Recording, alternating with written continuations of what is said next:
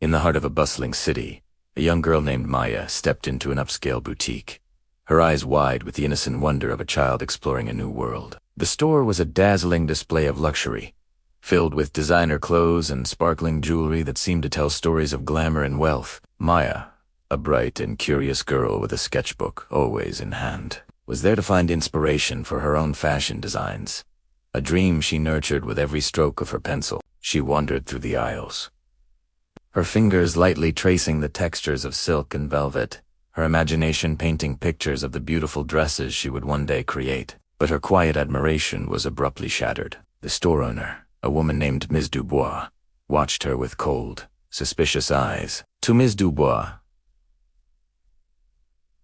Maya wasn't an aspiring artist. She was a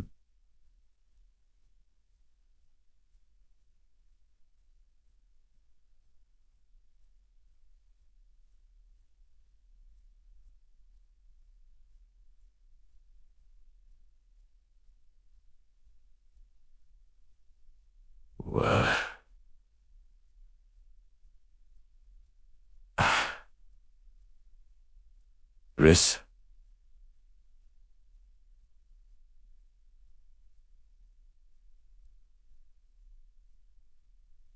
Whoa.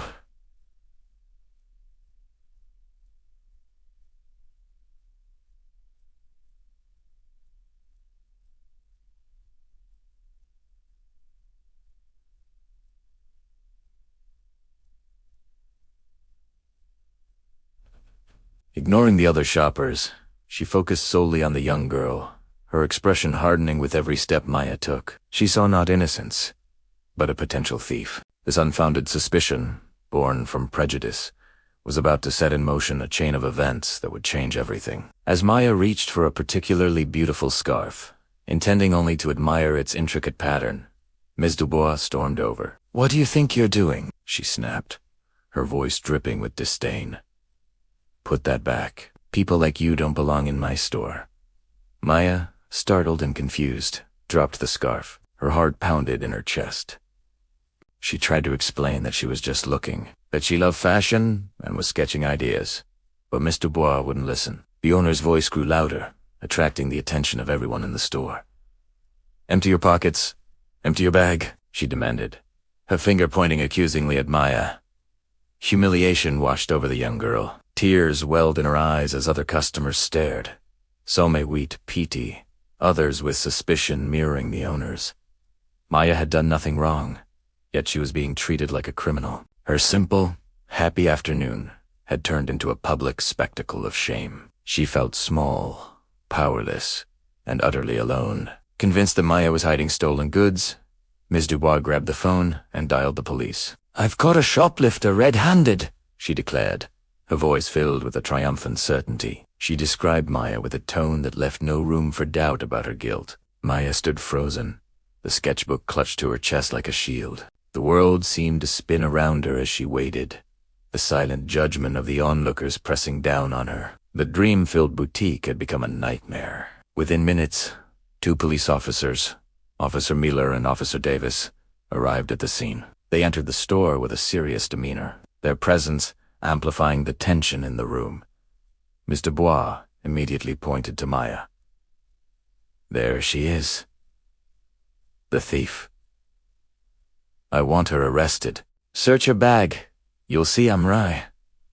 Officer Miller, the senior of the two, approached Maya cautiously. His face was stern, but his eyes held a flicker of something different, a hint of professional calm that contrasted with the store owner's hysteria. He knelt down to Maya's level, his voice gentle. "Hi there. My name is Officer Miller. Can you tell me what happened?" Maya, trembling, could barely speak. She looked at the officer, then at the accusatory face of Ms. Dubois, and finally down at her worn sneakers. Tears streamed down her cheeks as she whispered, "I didn't take anything. I was just looking." She held out her sketchbook, its pages filled with vibrant, hopeful designs. I just like to draw dresses." Officer Davis, meanwhile, reviewed the store's security footage. He watched the screen intently, rewinding and replaying the moments leading up to the confrontation. The camera told a very different story from the one Ms. Dubois had painted. It clearly showed Maya admiring the merchandise, never once attempting to conceal anything. It showed her pure fascination, not the furtive movements of a thief. Ms. Dubois, however, continued her tirade, insisting the camera must have missed something. Officer Miller took the sketchbook from Maya's trembling hands. As he flipped through the pages, his stern expression soft, he saw not just drawings, but talent. He saw passion, creativity, and a spirit that was being unjustly crushed. He looked up from the sketchbook and met Maya's tearful gaze. He recognized the look of someone who was telling the truth, someone who was deeply hurt and afraid. He saw a child, not a criminal. At that moment, Officer Davis called out, "Miller, you need to see this." He pointed to the monitor. The footage was undeniable. It showed Ms. Dubois's relentless focus on Maya, while other shoppers moved freely. It captured the entire incident, from Maya's innocent browsing to the owner's aggressive accusation.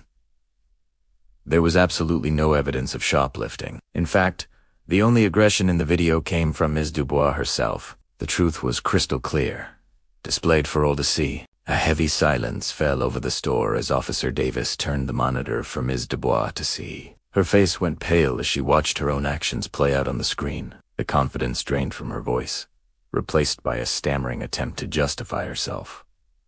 "Well," she looked suspicious. "I was just protecting my store," she mumbled, but her words rang hollow. The other customers now looked at her with disapproval, their earlier suspicion of Maya shifting to disdain for the owner. Officer Miller stood up and faced Ms. Dubois, his voice firm and clear. "Ma'am, you have made a very serious and baseless accusation against this child. What we see here is harassment. Wasting police time is a serious offense. But what you've done to this young girl is far worse." He then turned back to Maya, his demeanor completely changed. He knelt down again, a look of genuine regret on his face. "On behalf of my partner and myself," he began, his voice filled with sincerity, "I want to apologize. Deeply.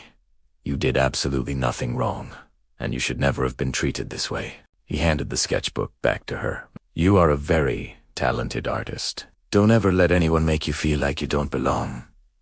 Officer Davis nodded in agreement, adding his own apology. "We are truly sorry for this experience," he said, looking directly at Maya.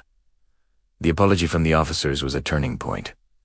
It was a powerful validation of Maya's innocence, but the story didn't end there. Moved by Maya's talent and the injustice she had faced, Officer Miller had an idea. He knew someone, a prominent local fashion designer, who was a friend of his wife. He believed Maya's incredible talent deserved to be seen. He asked for her mother's contact information, promising to make a call that could change her life. True to his word, Officer Miller contacted the designer, who was so impressed by Maya's story and her designs that she invited her to her studio. When Maya walked in, she was greeted by a world that she had only ever dreamed of. Rolls of luxurious fabrics, mannequins dressed in stunning creations, and the hum of creative energy filled the air. The designer saw the raw talent in Maya's sketchbook and offered to mentor her, to help her refine her skills and turn her dreams into reality. Ms. Dubois, on the other hand, faced the consequences of her actions. Her store's reputation was ruined. News of the incident spread quickly, and customers began to boycott her boutique. The public backlash was immense, a powerful statement against prejudice and discrimination. Her business dwindled, and the once thriving shop became a symbol of intolerance, a stark reminder that hate has a high price. Maya's journey, which began with a moment of deep humiliation, blossomed into an incredible opportunity. Under the designer's guidance, she flourished. Her passion for fashion grew, and her designs became more sophisticated. A few years later, a collection inspired by her unique vision debuted at a local fashion show, earning rave reviews. Maya, no longer the scared girl in the boutique, stood on the runway, confident and beaming.